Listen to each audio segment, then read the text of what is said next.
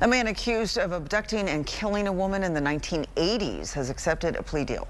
Bobby Banks was charged in Douglas County with first-degree murder and kidnapping, but entered a guilty plea this morning to second-degree murder. Banks is one of 3 men arrested in the death of 24-year-old Kelly Ann Workman. Now, she vanished while mowing the lawn in a Douglas County cemetery in 1989.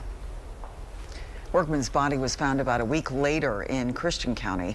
Douglas County prosecuting attorney says some faults in other cases helped put an end to this once cold case.